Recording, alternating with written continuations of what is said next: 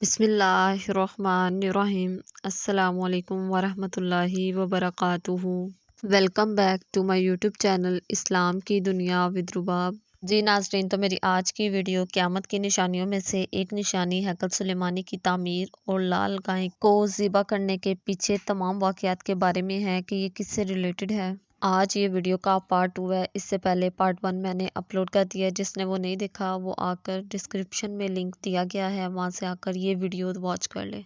चलते हैं अब वीडियो के पार्ट 2 की तरफ। यहूदी अपने मसीहा और आखिरी नबी के इंतज़ार में थे कि टाइटस के हमले के 500 साल बाद आखिरी नबी आखिरुज़्ज़मा की वलादत हुई। यहाँ यहूदियों को ये झटका लगा कि सारे नबी हज़रत इसहाक की नस्ल से हैं, तो आखिरी नबी हज़रत इस्माइल की नस्ल से क्यों कर आ गए, और इन्होंने ईमान लाने से इनकार कर दिया। मुसलमानों के लिए भी वो अंबिया की ही निशानी थी, इसीलिए हैकल सुलेमानी को बैतुल मुक़द्दस का नाम दिया गया। इस्लाम के आगाज़ में यहूदियों को कायल करवाने की खातिर ही बैतुल मुक़द्दस की जानिब मुँह करके नमाज अदा करने का हुक्म हुआ, क्योंकि यहूदी इसी तरफ मुँह करके इबादत किया करते थे। 17 माह बाद हमारी इबादत का रुख बैतुल मुक़द्दस से बैतुल्लाह की जानिब मोड़ दिया गया, क्योंकि मुसलमानों का शुरू से क़िबला अव्वल वही रहा, जिसे पहले हज़रत आदम अलैहिस्सलाम और फिर हज़रत इब्राहीम अलैहिस्सलाम ने तामीर किया। हज़रत उमर रज़ी ताला अन्हा के दौरे हुकूमत में इसराइल यानी यरूशलेम पर ईसाइयों का कब्जा था। बैतुल मुक़द्दस के ही अहाते में इन्होंने गिरजाघर तामीर किया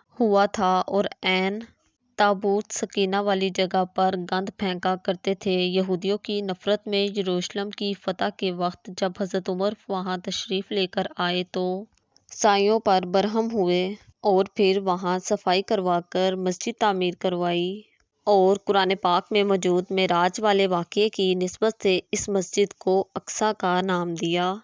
यहूदियों की दीवार गिरिया भी इसी अहाते में मौजूद थी, तो ज़ायरीन की हैसियत से इन्हें भी वहां आने की इजाज़त दे दी गई। इसके बाद ईसाइयों ने दोबारा यरूशलेम पर हमला करके इस पर कब्जा कर लिया। सलाहुद्दीन अय्यूबी ने ईसाइयों के खिलाफ 50 से ज़ायद जंगें करके बैतुल मुक़द्दस दोबारा से हासिल किया, और फिर 700 सालों तक ये खिलाफत उस्मानिया के ज़ेर सल्तनत रहा। और फिर दूसरी जंगे अज़ीम में ईसाई सिपाही हिटलर ने चुन चुनकर यहूदियों को मारा। करीबन 60 लाख के करीब यहूदियों का कत्ले आम किया गया। इस तरह ये दर-बदर भागने पर मजबूर हो गए। इस दौरान इन्हें ये अंदाज़ा हो चुका था कि इन्हें अब अपनी पहचान खुद बनानी है, और बाइबल में मौजूद यहूदियों के आखिरी अरूज से क़िबल वाली कई निशानियां भी ज़ाहिर हो चुकी थी, और वो ये भी तस्लीम कर चुके थे कि इनका आखिरी मसीहा अब दज्जाल होगा,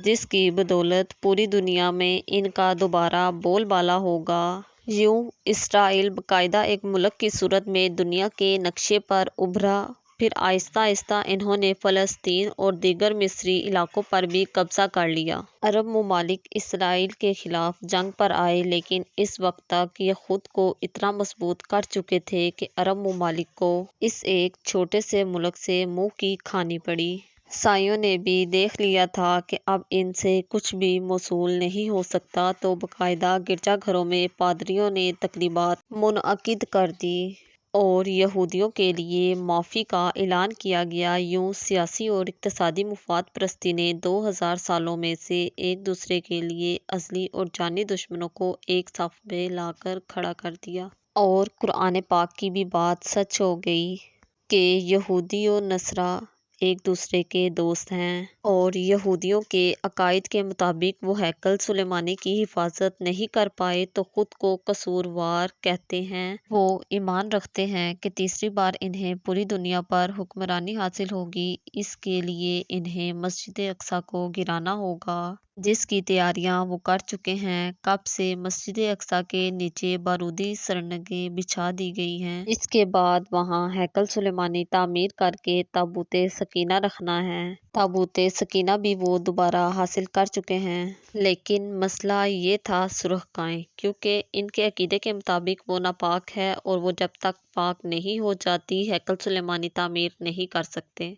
اور پاک ہونے کے لیے سرخ گائے کی قربانی دینا ہوگی۔ وہ گائے جس کی نشانیاں قرآن پاک میں بیان کی گئیں، جو اس وقت بھی انہیں ڈھونڈنے میں مشکل ہوئی تھی، اب بھی 100 سال تک وہ ویسی گائے کی تلاش کرتے رہے۔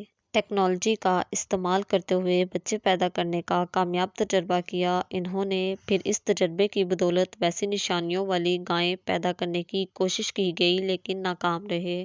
2019 میں ایک امریکی ریاست میں 5 عدد ویسی گائیں انہیں مل گئیں جن کے جسم پر سرخ رنگ کے علاوہ اور کوئی بال نہیں تھا، لیکن انہیں کام کے لیے کبھی استعمال نہیں کیا گیا تھا۔ اگلی نشانی کہ ان پر کسی بیماری کا اثر نہیں ہونا چاہیے۔ پوری دنیا میں کووڈ پھیلا کر مختلف جانوروں کے ساتھ انہیں بھی ٹیسٹ کیا گیا اور ان پر اس بیماری کا کوئی اثر نہ ہوا۔